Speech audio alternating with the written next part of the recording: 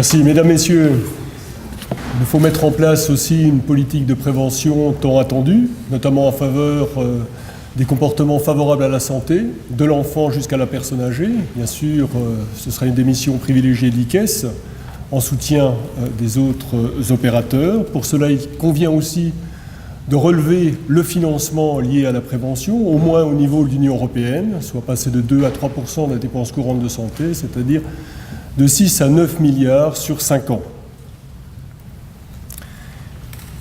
Pour soutenir cet ensemble-là, il faut impérativement construire un pôle académique d'excellence reconnu au niveau mondial en santé publique.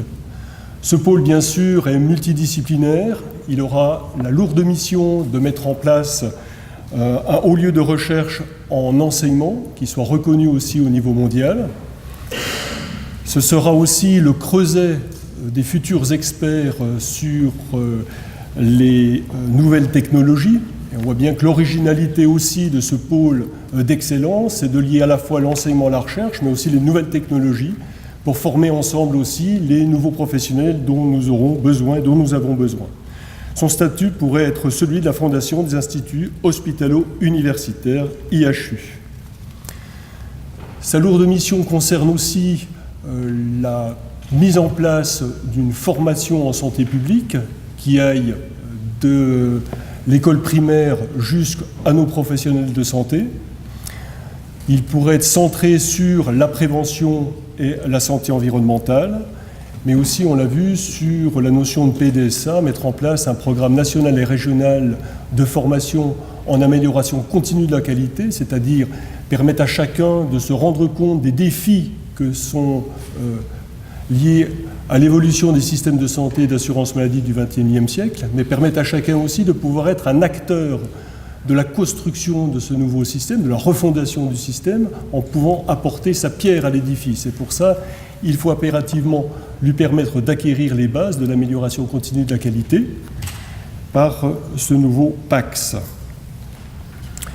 C'est aussi celui qui va permettre de mettre en émulation les différents dispositifs informatiques qui sont en train de se mettre en place et de les booster, de faire un lien entre les uns et les autres, pour permettre de se doter d'un atlas de santé opérationnel qui touche l'ensemble des priorités de santé, mais aussi du national jusqu'à l'infrarégional, pour permettre à chaque professionnel de savoir quelle production il a par rapport aux autres, mais aussi par rapport aux besoins de santé de la population grâce à la mise en place d'enquêtes socio-sanitaires et épidémiologiques. On voit bien que cet outil-là va permettre finalement non seulement la mise en adéquation des offres par rapport aux besoins, mais aussi de favoriser l'excellence de la construction de nouveaux parcours, de nouveaux systèmes locaux de santé, et de permettre à l'assurance maladie de passer d'un financement de l'acte à un financement à la qualité.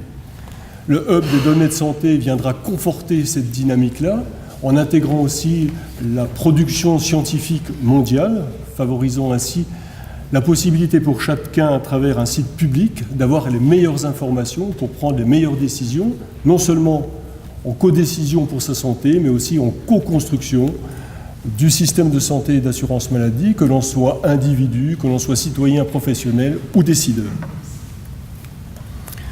Il faut renforcer la recherche en santé publique en France, et notamment la recherche médicale. On voit bien que son budget est en stagnation depuis 10 ans et que le paysage institutionnel reste extraordinairement compliqué entre l'ANR, l'INSERM et le CNRS, par exemple.